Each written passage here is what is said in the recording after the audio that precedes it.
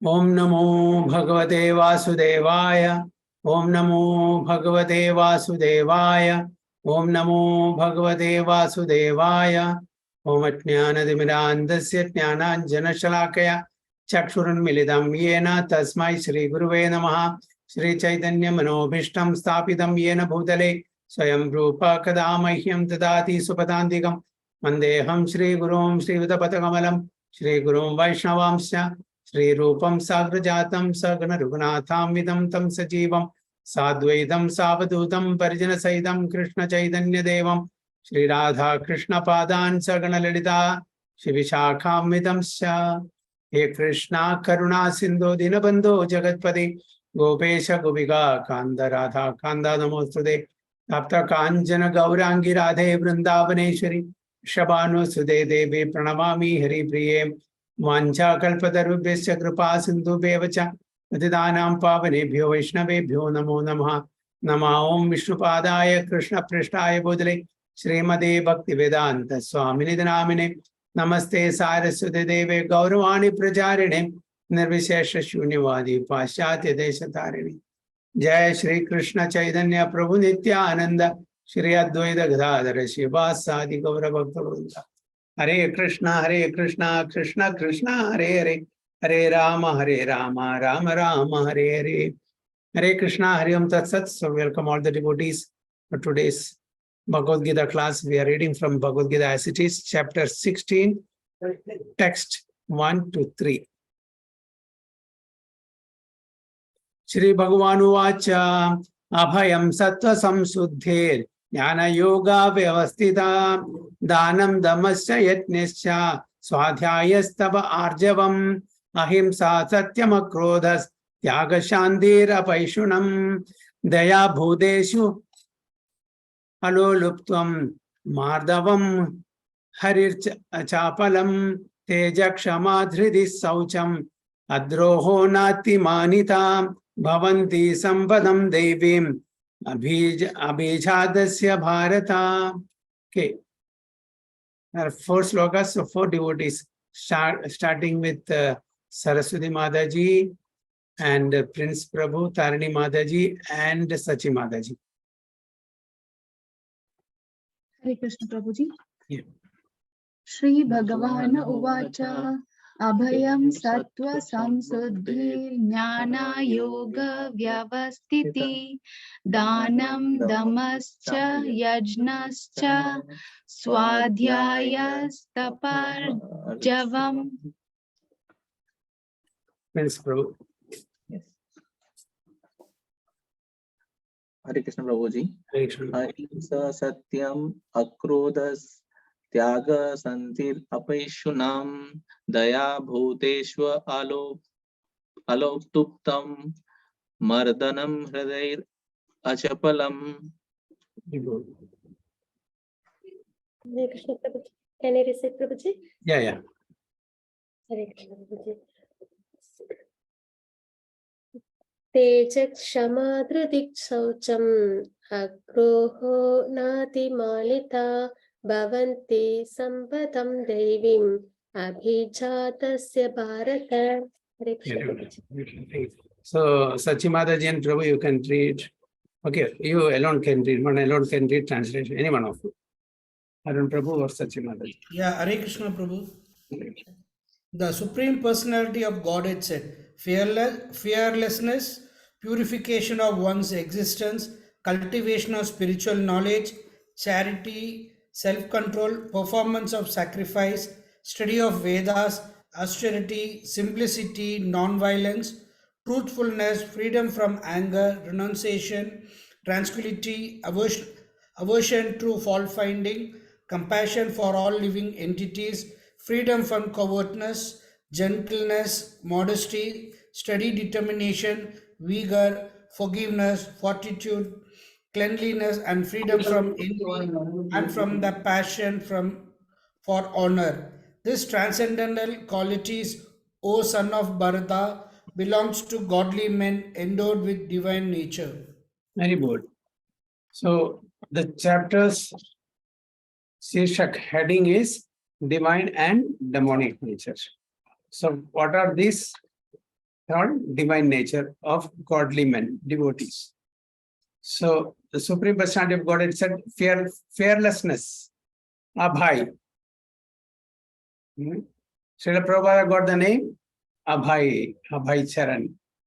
One who is fearless and who has taken shelter of the lotus feet of the Supreme Lord, who is fearless. Okay. So fearlessness, that is one of the quality of a devotee.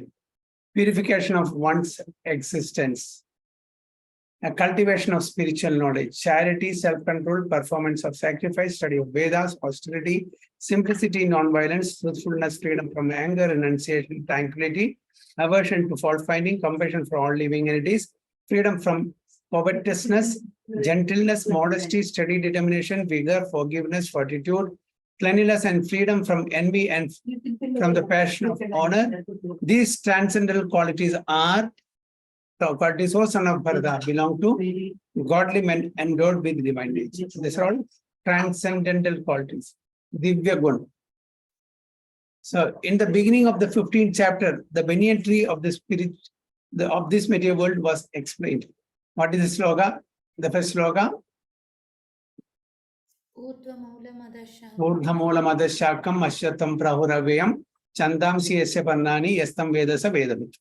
Okay. So this is what Srila Prabhupada is mentioning here in the purport. In the beginning of the 15th chapter, the banyan tree of the material world explained. So this tree is perverted. You know, this tree actually the tree's root will be down, the branches will be up. But here in this material, it is upside down because the perverted reflection of that spiritual world. The extra roots coming out of it were compared to the activities of the living entities.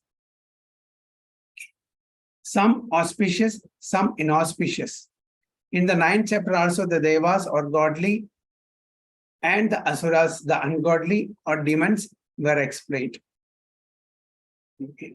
Now, according to the Vedic rites, activities in the mode of goodness are considered auspicious for progress on the path of liberation.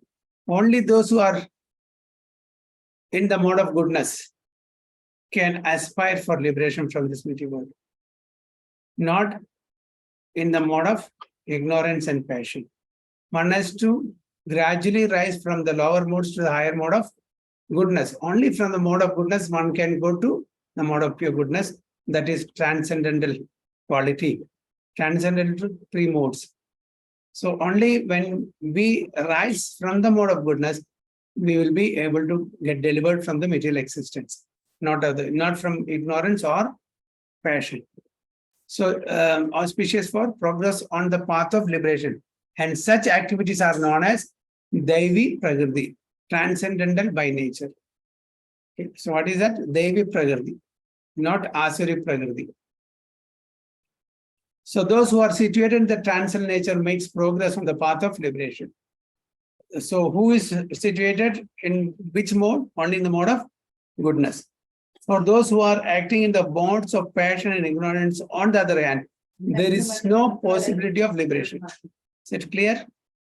So those who are in the modes of passion and ignorance, there is no possibility of liberation. They have to take birth. They have to take birth. Usually those who are in the mode of goodness take birth. No, they don't purify further. They take birth in human beings, demigods, and other things. In the passion, and especially those who are breaking the regulatory principles, will all take birth as animals. Okay. And those who are in the ignorance, they will go to the lower, what do you call it? Planets. So that is it. So passion, that ignorance, passion, and even in the animal kingdom, you can classify the animals.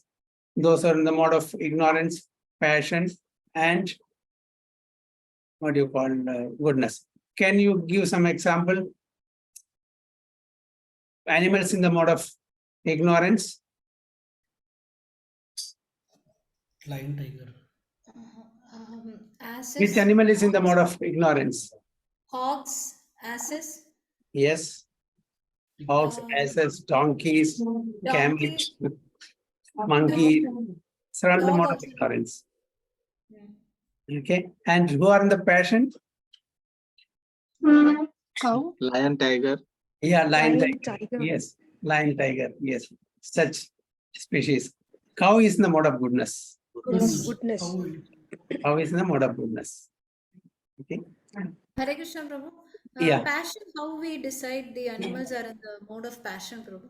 Passion, they want to be always ahead. They want to earn. They don't want to, beg and eat. The lion and tiger, they just, hunt. They, run behind the kill and hunt and eat. They don't eat the dead animals. The lion, cheetah, tiger, they don't eat. They will, chase the other animals and they will kill, then eat. That is their, passion. Like that. So those who are, breaking the regulatory principles, leading a sinful life, maybe they are in the mode of passion in this human life, but still they may not get the human life. They will be judged by the court of Yamaraj, and the Yamaraj will decide what punishment that they should get and what next species they should get.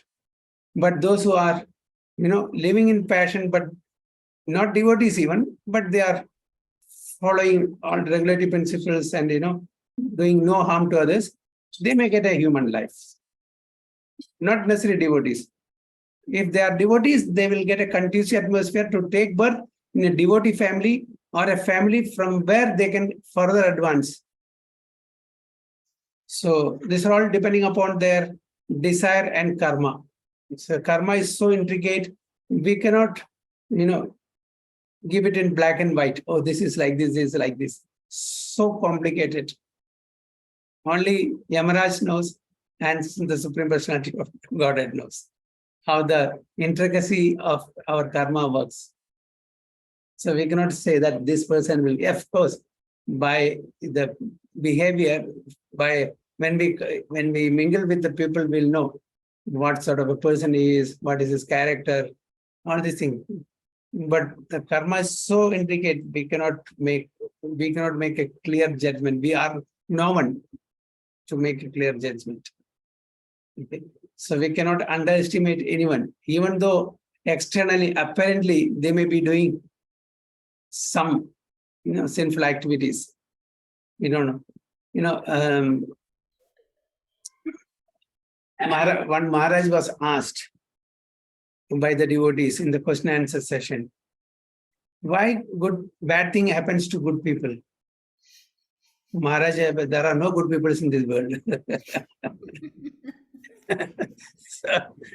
so there is no question. In Kali Yuga, you will not find any good people. Some fault will be there. How much ever good they may be, isn't it? So they can answer like that. There are no good people in this world, especially in the Egyptian. So what is that? So definitely we are all bound to get the reactions of our previous karmas. We are bound to suffer in this material world. So you cannot complain why bad things are happening to us, because we are not pure, 100% pure.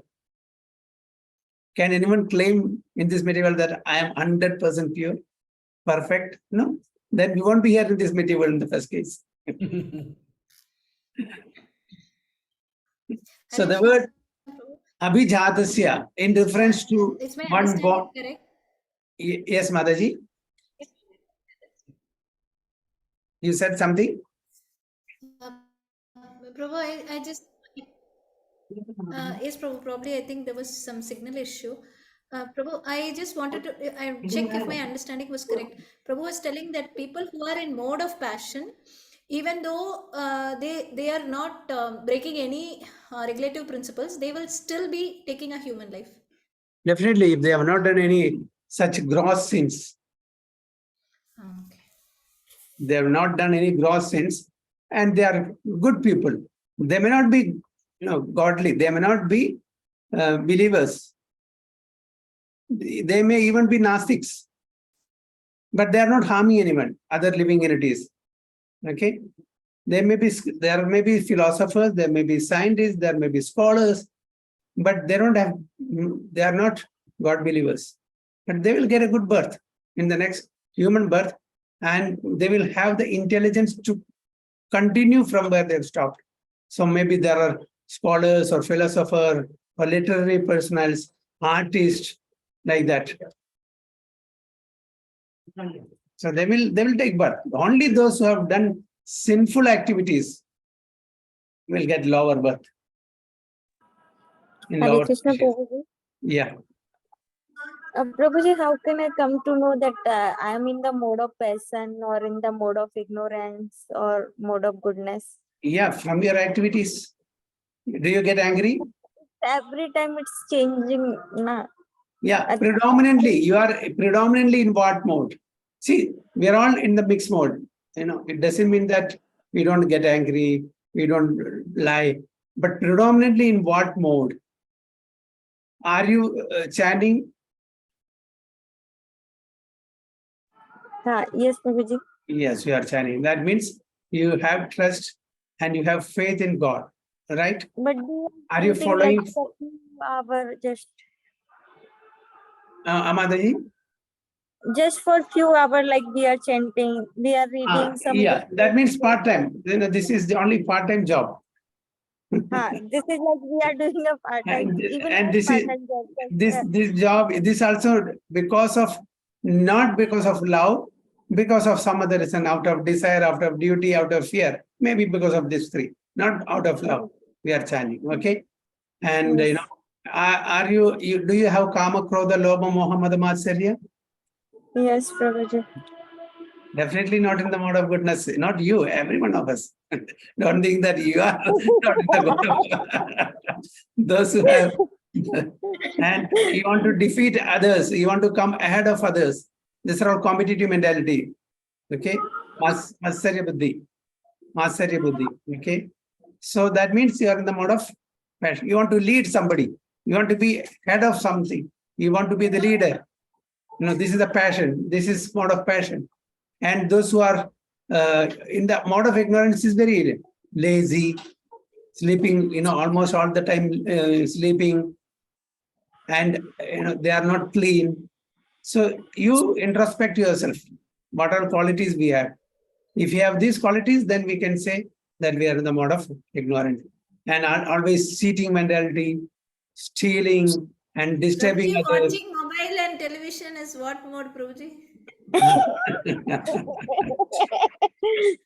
Mataji, if you are watching Ramayana, then it is goodness. Anyway, predominantly, all of us will be in one particular mode, but other modes also will influence us. So whether predominantly we should be in the mode of goodness. That's what. For that, we have to follow regulatory principles, and we have to develop these qualities to some degree. All these qualities which you have given. To some degree, not that we may not be perfect. Okay, all these are all godly qualities who can situate himself or herself in the mode of goodness. So we should have all these qualities, at least in minute quantity, not in 100%, if not. We should try for 100%, then really good that we are in the mode of goodness. So slowly and gradually, we have to develop these qualities so that we can remain situated in the mode of goodness. This is godly qualities. Otherwise, we have, all negative qualities. It will push us to the lower modes of ignorance or passion. And ignorance is very easy. We are not disciplined. We are not punctual. We are lazy, sleeps more, telling lies, fault finding, blaming others for no reason, and always dissatisfied, depressed, dejected. These are all the sign of ignorance. Passion, you want to lead others, you want to compete with others, you want to be successful in your ambition. All these things are passions. So one can introspect themselves, how they are, what are their characters, like that. So it's not that difficult. So the word abhijatasya, in reference to one born of transcendental qualities or godly tendencies is very significant. To beget a child in a godly atmosphere is known in the Vedic scriptures as Garbhadana Samskara. So there are about 16 samskaras one is to undergo in one's life, starting with the Garbhadana Samskaras. If you want to beget, good children, then we have to do, before conception, we have to do Garbhadana Samskara. Okay, to beget. Then otherwise, now, nowadays people, what do? The pregnant ladies, they they watch what? Horror movies. Then, horror movies. When they are pregnant, if they see horror movies and such movies, such passionate movies, they will get children like Bin Laden. Okay, that's what somebody told. Maharaj was telling. They will get children like Bin Laden. If they read Srimad Bhagavatam, here and Kirtan and Bhagavad Gita and discuss about the pastimes of Supreme Lord, Guna Rupa Leela Nam. Okay, then you will get a very, very good, sober child who can become a devotee. Okay, and if you are fighting during pregnancy, if you are fighting, if you are watching movies, all these serial, teleserials and watch different movies and all these things, the nonsenses, then definitely the child also will get influenced with those what the mother is seeing. So mother's character, why the child is getting, because whatever mother is seeing or hearing and doing during that pregnancy period, that will be the sum total of the child's behavior and character. So don't blame the child for not obeying the mother or father or whoever it is. It is our own character that is given, because we were like that.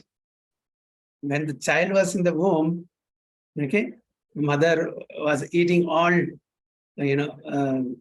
food stuff in the mode of ignorance and passion, seeing unwanted things, hearing unwanted things, associating with, worldly minded people. So everything affects not only the mother, the child inside also. That's why in the olden days, the elderly people, the devotees instructs the mother who are pregnant to please read Bhagavad Gita, Bhagavatam, Ramayanam, and chant Japa, Harinama Kirtanam, so that it affects the child's consciousness. Can you give an example who became a devotee like that? Prahlad Maharaj. Okay, from our Shastra, Prahlad Maharaj. So from that we should understand that this is how we should, cultivate our children. From the womb itself. From the womb itself, we should cultivate our children. So Garbhadana Samskara is required if you really want to get a good child. If the parents want a child in the godly quality, they should follow the 10 principles recommended for the social life of the human being. I don't know what are the 10 principles recommended for the social life. I have to check that. In Bhagavad Gita, we have studied also before that, sex life for begetting a good child is Krishna himself. Sex life is not condemned, provided the process is used in Krishna consciousness. To beget a child is not something contrary to the principles of the Vedas. Everyone, this process is there, begetting children. Sex life is not condemned, provided the process is used in Krishna consciousness. Those who are in Krishna consciousness at least should not beget children like cats and dogs. Do they read Bhagavatam? Cats and dogs, especially cats in dozens of kittens, they'll deliver. They're like that. Do we want to become some cats and dogs in that category? No. cats and dogs, but should beget them so that they may become Krishna conscious after birth. So we are civilized people. We are cultured people. Human beings are civilized and cultured, unlike the other beings, animals. That should be the advantage of children born of a father and mother absorbed in Krishna. So those who are in Krishna consciousness, at least they are regulated in their lives. Okay, they don't harm others, they don't break the regulatory principles, they're simple, humble. Okay, so with all these qualities, definitely the children also will be very nice and they can be trained further in Krishna consciousness. So those social institution known as Varnashrama Dharma, the institution dividing society into 4 divisions of social life and 4 occupational divisions or caste, is not meant to divide human society according to birth. So what is this Varnashrama Dharma? Which are the Varnas, which are the Ashramas? Can anyone say? Which are the Varnas and which are the Ashramas?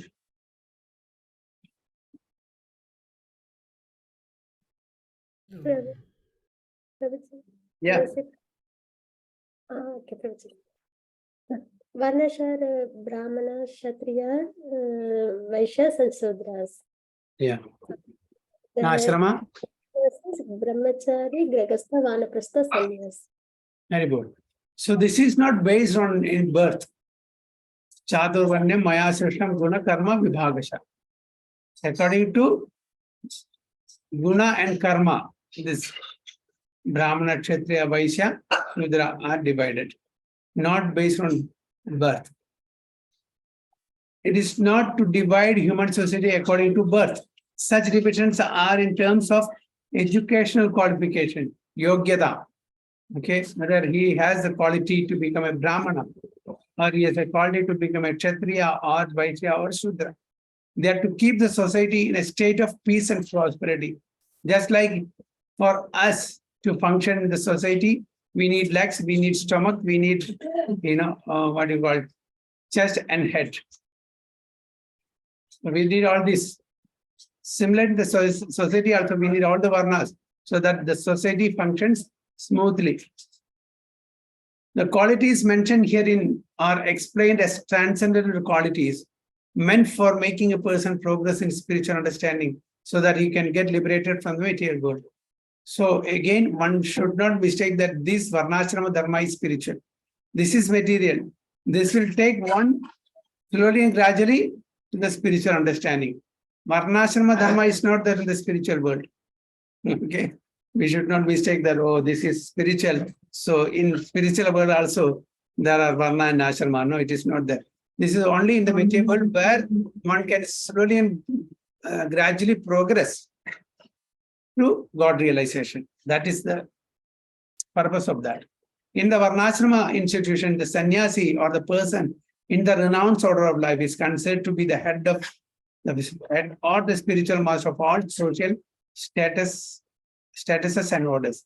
If Brahmana is considered to be the spiritual master of the 3 other sections of society, namely the Kshatriyas, the Vaishyas, and the Shudras. But a sannyasi who is on top of the institution is considered to be spiritual master of the Brahmanas. Even in the material world, we will find this distinction. Nobody is equal, isn't it?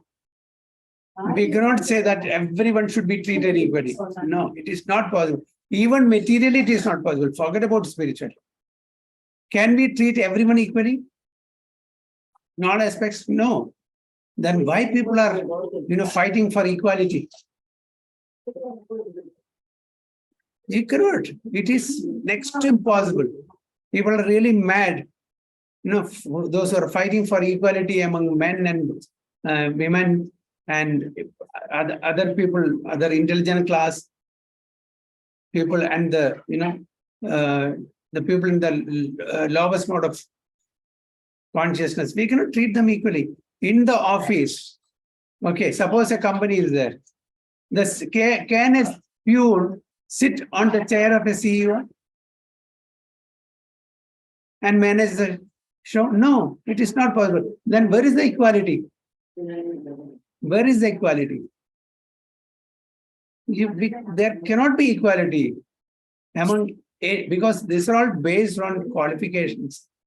To become a CEO of a company, one should be qualified, one should have enough experience. An ordinary person cannot become the CEO of company, and one cannot insist that he should be put in that place. Can any ordinary layman become a sergeant? Prince Prabhu, is it possible? It is not possible. Then why is that people fight for equality?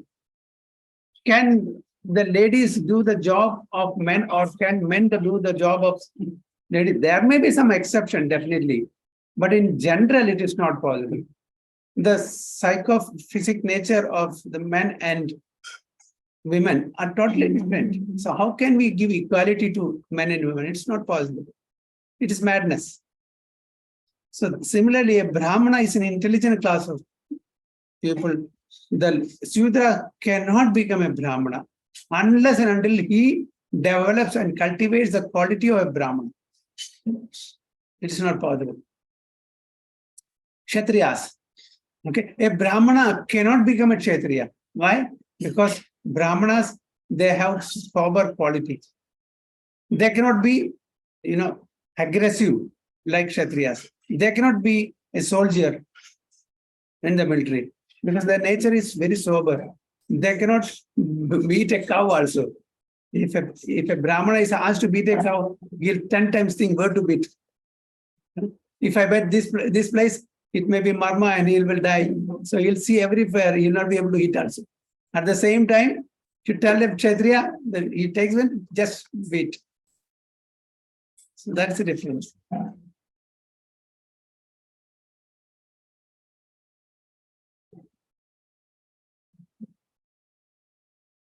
So for a sannyasi, the first qualification should be fearlessness. Now, those who are in the olden days, they go to the forest, they meditate. Okay, that means there should be fearlessness. They should not be afraid of wild animals. There will be wild animals, there will be reptiles, there will be snakes. They should be fearless. They should totally depend on Lord Krishna's mercy. That is the first qualification, fearlessness. Because a sannyasi has to be alone without any support or guidance of support. He has simply to depend upon the mercy of the Supreme Personality of Godhead. They should not depend on anyone else except the Supreme Personality of Godhead.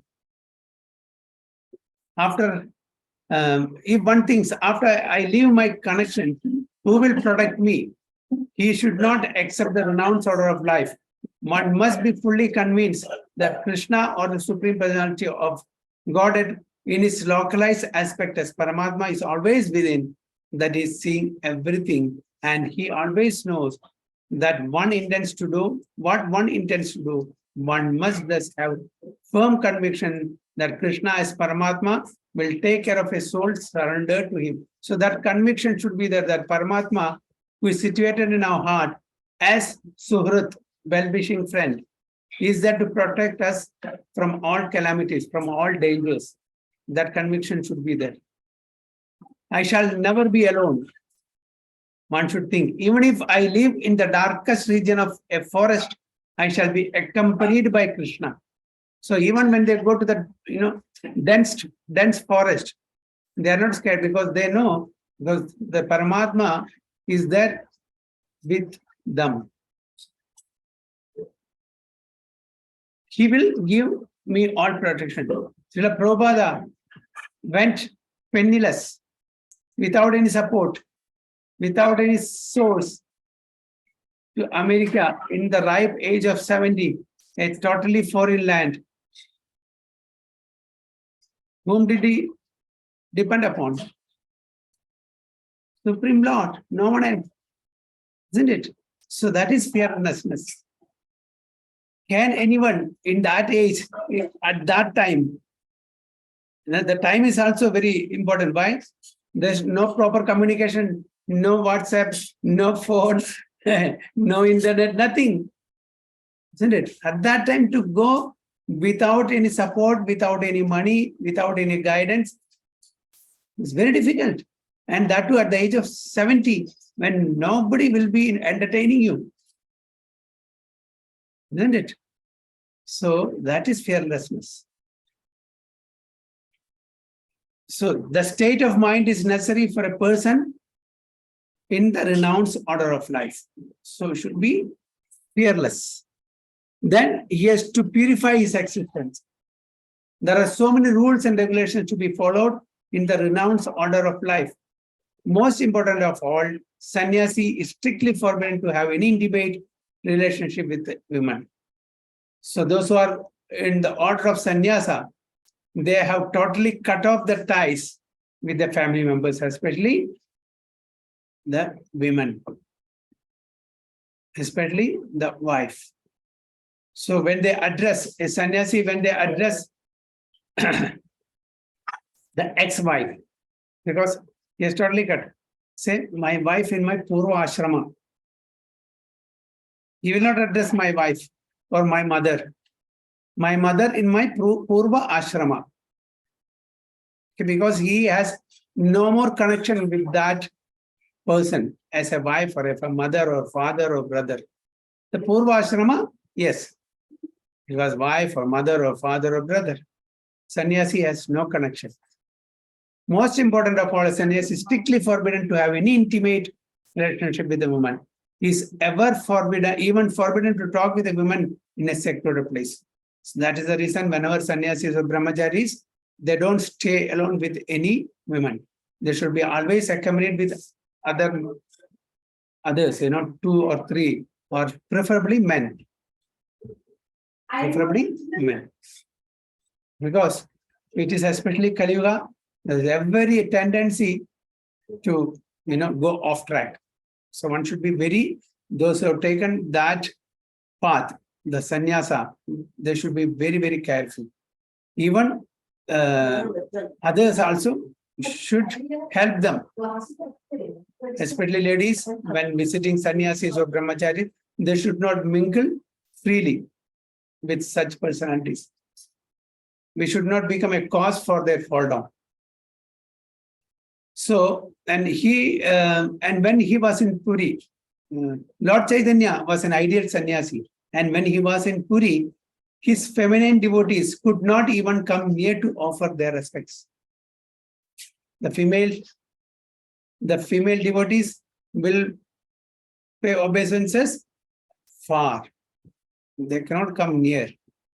They were advised to bow down from a distant place. This is not a sign of hatred or women as a class. One should not mistake this is some, discrimination, untouchability. No, it's not that. They have taken some vow, the sannyasis, that should not be broken at any cost. For a sannyasi, intimate relations with women and possession of wealth for sense gratification are strictly forbidden. They will not have an account, bank account. They will not have any savings. They will not have for themselves. Of course, when they are managing an institution, the institution they may manage that fund. That's a different. But for their own purpose, personal purpose, they will not have any collection. They will not have any, what do you call it, earning or savings or bank account for that matter. Because they are not supposed to. They totally depend on the mercy of Krishna. If they get something, they will eat. If they don't get, they will not. They will fast. The ideal sannyasi was Lord Chaitanya himself, and we can learn from his life that he was very strict in regards to women. Although he is considered to be the most liberal incarnation of Godhead, accepting the most fallen conditioned souls, he strictly followed the rules and regulations of the sannyasa order in life in connection with the association. So Chaitanya Mahaprabhu was very, very strict when it comes to the dealings with women. He doesn't want to compromise anything. Why? He's God himself. He set an example for the coming generation who wants to take sannyasa, to follow in his footsteps so that they don't make any compromise in this regard. One of his personal associates namely Chota Haridas, was associated with the Lord Chaitanya along with his other confidential personal associates. But somehow or other, this Chota Haridasa looked lustily on a young woman. And Lord Chaitanya was so strict that he at once rejected him from the society on his personal associates. So there was an instance, in the Chaitanya Leela when Chaitanya Mahaprabhu was there. So he had a devotee by name Chota Haridas. He was a very nice devotee. One day they wanted to cook nice rice for Chaitanya Mahaprabhu. So Chota Haridas went on Mataji's house. Okay.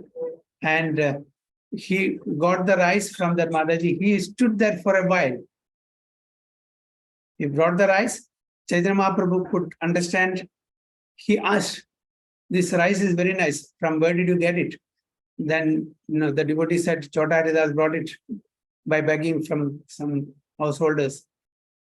Then Chaitanya Mahaprabhu could make out that Chota Haridas went to this lady's house. He was there for a while and he just looked at that Mataji. And Chaitanya Mahaprabhu could understand that he was being a disciple of Chaitanya Mahaprabhu, a sannyasi, was not supposed to look at that Mataji. Because of that reason, he rejected him. And all the other devotees requested Chaitanya Mahaprabhu, please pardon him, please forgive him. Said no. No. Because this is an example, this is to set an example that no compromise in this. And fortunately or unfortunately, I don't know, he went, into this ocean. She disappeared, he committed suicide. Then all the devotees were very sad because such a nice devotee, Chota Haridas. And a small mistake, just looked at a Mataji, when she was giving rice. That's only the thing. But then Chaitanya Mahaprabhu said, don't worry. He has realized his mistake and he has repented for his advance for the mistake. He has gone back home, back to Godhead. Chaitanya Mahaprabhu delivered him, definitely. So this is, an example Chaitanya Mahaprabhu has given to all of us. So, and Lord Chaitanya was so strict that he at once rejected him from the society of his personal associate. The Lord Chaitanya said, for a sannyasi or anyone who is aspiring to get out of the clutches of material nature and trying to elevate himself to the spiritual nature and go back home, back to Godhead, for him, looking toward material possessions and women for sense gratification, not even enjoying them, just looking at them, but just looking toward them with such a propensity is so condemned that he had better commit suicide before experiencing such illicit desires. So these are the process of purification. Chaitanya Mahaprabhu himself says, it's better to commit suicide before having such propensity. Such a exalted position is sannyasa. So one should not take this very easily. The next item is Jnana Yoga Vyavasthiti, being engaged in the cultivation of knowledge. Sannyasi life is meant for distributing knowledge to the householders and others who have forgotten their real life of spiritual advancement. So in the olden days, you can see that sadhu sannyasis come home and most of the householders treat them as beggars. Isn't it? Oh, sannyasi, a beggar has come, give him something and drive them off. But actually, they are not beggars. They are sadhus, saintly personalities who have come to purify our existence to our doorstep. Just having a Lavamatra association of such spiritually enlightened personalities, we can get deliverance. But unfortunately, we treat them as beggars and we drive them off. Now, on the gate itself, they'll be written, beware of dog. Nobody dared to enter that house. There'll be dog and so whatnot. So nobody can visit anybody's house. So you don't find such people. Yes, there are many other people beggars, but the real sadhus used to come and bless the householders at their home. So if you don't treat them, in Prabhupada's father used to invite so many sannyasis to his house and request them, please bless Abhay so that he become a pure devotee of Radha Krishna. And they used to bless Abhay Charan, Srila Prabhupada. So we should know that there are the sannyasis who come to a house are not ordinary people. They will help us for our deliverance. So, and out of sheer humility, the sannyasi goes from door to door, not exactly for the purpose of begging, but to see the householders and awaken them to Krishna consciousness. That is the purpose. This is the duty of a sannyasi. If he is actually advanced and so ordered by spiritual master, should reach Krishna consciousness with logic and understanding. And if one is not advanced, so advanced, he should not accept the renounced order of life. So if you are not matured enough to become a sannyasi, one should not become a sannyasi. This is not meant for everybody. Especially in the Kali Yuga, accepting sannyasa is rejected. Accepting sannyasa is, this sacrifice, animal sacrifice, sannyasa, and so many 5 items are rejected. So one of this is taking sannyasa, and animal sacrifices are all rejected. But still, in the age of Kali, very, very few people who are competent, who are really having that qualification, because there should be somebody to instruct and guide the other people. That's why. That is the reason. Otherwise, in general, it is prohibited. It's not possible. So without sufficient knowledge, he should engage himself fully in hearing from a bona fide spiritual master to cultivate knowledge. A sannyasi or one in the renounced order of life must be situated in fearlessness, sattva, samshuddhi, purity, and jnana, yoga, knowledge. So we'll not be able to finish this. We'll have to take the next class.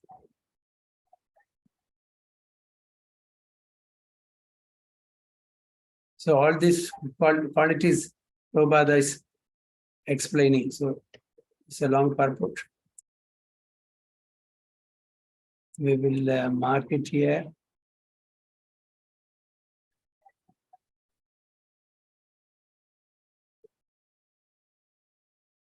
Hare Krishna. So we'll stop here sharing. Hare Krishna.